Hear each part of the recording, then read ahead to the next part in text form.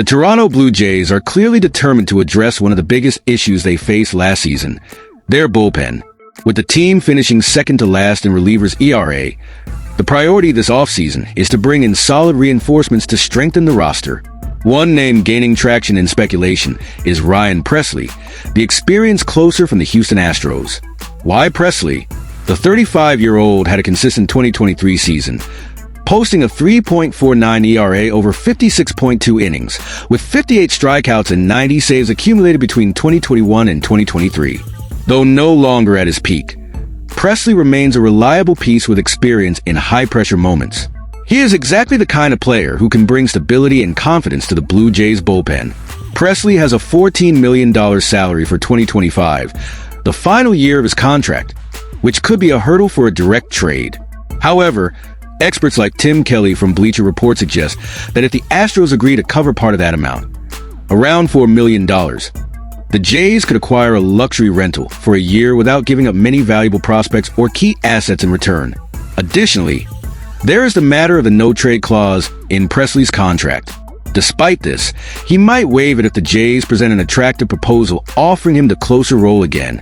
Do you think Pressley would agree to change teams to take on that responsibility in Toronto? The interest in Pressley isn't an isolated case. The recent pursuit of Juan Soto proves that the Toronto Blue Jays are willing to make bold moves this offseason. This demonstrates an aggressive yet calculated approach to ensuring the team is ready to compete in 2024. The bullpen, however, remains the main concern. The team released several pitchers after the season, making it clear that major changes were part of the plan. While Pressley could be a short-term solution, the lingering question is, will that be enough to resolve the bullpen's issues? If you were Ross Atkins, the Blue Jays general manager, would you make this trade with the Astros? Is Pressley really the missing piece for the bullpen, or should the Jays seek younger, long-term alternatives? Share your opinion in the comments. Also, how do you evaluate the team's aggressive approach this offseason? Will 2025 finally be the Jays' year? Another name catching the Blue Jays' attention is Devin Williams, and the possibility of acquiring him from the Milwaukee Brewers seems to be gaining traction. After a season marked by bullpen uncertainty and injuries to Jordan Romano, the team needs a reliable and, more importantly, long-term solution. This is where Williams becomes one of the most intriguing options available. Williams, currently in the final year of his contract, is coming off an impressive season in Milwaukee, where he posted a 1.25 ERA over 21.2 innings with 38 strikeouts. Despite a reduced number of appearances due to injuries, his stats speak for themselves. In 2023, he proved his consistency by registering a 1.53 ERA over a full season. He's the type of pitcher any team would want in critical moments. But there's an important detail. Williams will become a free agent next year, and his projected salary is high. According to Spotrac, he is expected to sign a 5-year deal worth $70 million. That's a figure the Brewers, known for avoiding large investments in pitchers, may not be willing to pay. This opens an opportunity for the Blue Jays to act now. If the Blue Jays want to bring Williams to Toronto, they'll need to part with some valuable prospects. With Milwaukee's recent strategy of trading stars before they reach free agency, as they did with Josh Hader and Corbin Burns, it's likely that a trade is possible. The question is it worth sacrificing the future for a piece that could become essential in the present? Moreover, securing Williams through a trade would be just the first step. A contract extension would be crucial to justify the investment. Do you think the Blue Jays should commit to a long-term deal for Williams, considering his injury history? Meanwhile, the future of Jordan Romano is also at the center of discussions. Although Ross Atkins has made it clear that he will pursue him in free agency, recent injuries raised doubts about his ability to return as the primary closer. If Romano comes back, would he be able to share the load with Williams or even take on specific situations? With several interesting options in the market, the Blue Jays cannot afford to waste time. Reinforcing the bullpen is an absolute priority, especially after last season's decline. The question remains, is Devin Williams the missing piece to stabilize the team, or should the Jays explore other alternatives before committing prospects and money to a single player? If you were the Blue Jays general manager, would you risk prospects and a long-term contract for Devin Williams? Or would you wait to explore the market more deeply? Do you believe Romano can still be the team's trusted closer? Share your opinion in the comments. Lastly, As the offseason unfolds, the Toronto Blue Jays are exploring several possibilities to strengthen their roster.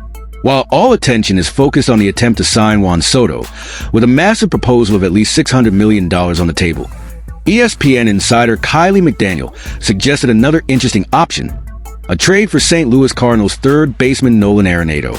But does this idea make sense for Toronto? Let's weigh the pros and cons of this potential deal. Nolan Arenado is a big name.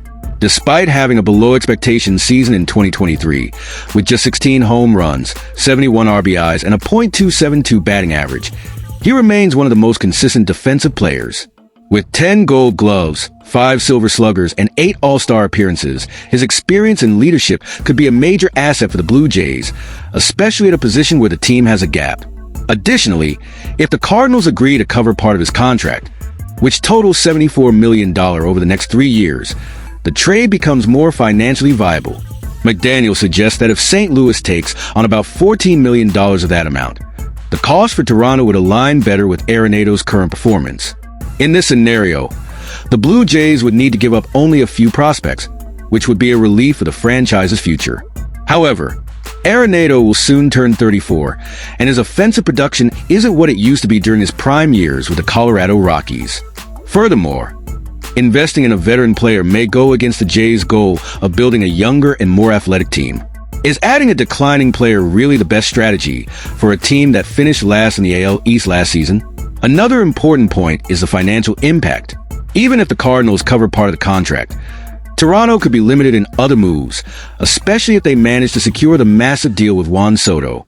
Is committing so much money to 2 players the best way to balance the roster? The Jays have also been linked to Alex Bregman of the Houston Astros as an alternative for third base.